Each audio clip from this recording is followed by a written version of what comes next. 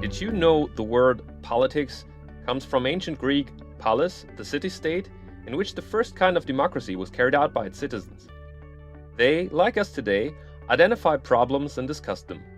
We do it on the streets and in bars, and sometimes begrudgingly at Thanksgiving dinners. In Athens, the citizens all came together on a designated hill outside of the city to discuss current issues and create policy solutions. Every free man, literally only free men by the way, had a say and a vote to decide on a policy for each issue. Thus, word on the street was transformed into politics. This input from citizens into policymaking is what we call direct democracy. Modern nation-states, like Germany in our example here, do not share one common public space where all citizens could meet. Reaching an understanding about common issues merely by talking them over is unfeasible for the amount of people that would have to be included in our modern societies. The problems of our time are very much different from those of ancient Greece in three ways. Because of the diversity among our citizens, mitigating their issues is far more complex. Moreover, to be a citizen today is no longer a vocation. Unlike the men of Athens, we usually have to work to earn a living and do not have the time to spend all of a day pondering and discussing political issues. That may be part of the reason why many people today feel they do not have the adequate expert knowledge about those issues to contribute to the political sphere. What most modern democracies do instead, then, is have designated representatives from the populace devote their full time to be professional politicians. They carry out the public discussion of issues in our place.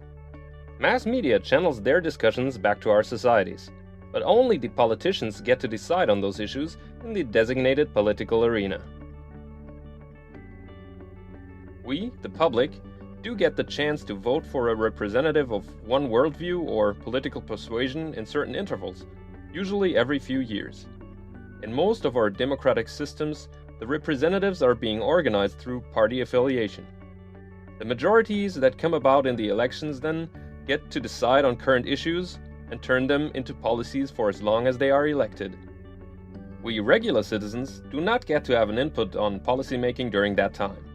This system of politics is what we call indirect democracy. Recently, there are people who are no longer satisfied with such a rigid system that all but eliminates the input of citizens from policymaking.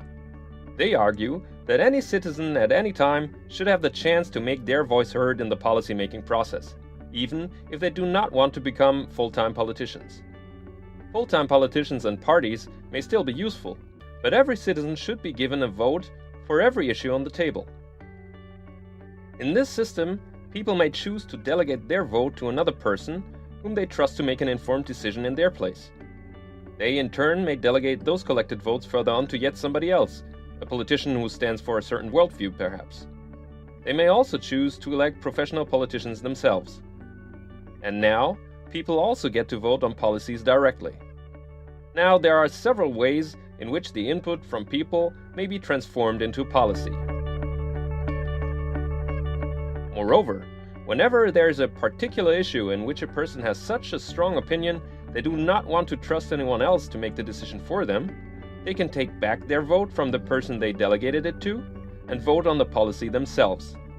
It is this fluid alternation between direct democracy and indirect democracy that gives name to the proposed system of liquid democracy. Modern technology has made a public space that all citizens can inhabit possible. Instead of on a hill outside the city, we may meet in cyberspace. We can discuss events online to determine issues that warrant policymaking. Collaboration tools, of which Wikipedia is but one small example, can facilitate ways in which many people can have an input on policies. And computers and modern cryptography can tally votes and the delegation of votes so we can decide on those policies. This way, all citizens could partake in policymaking once again, much like on the Agora, the hill outside of Athens.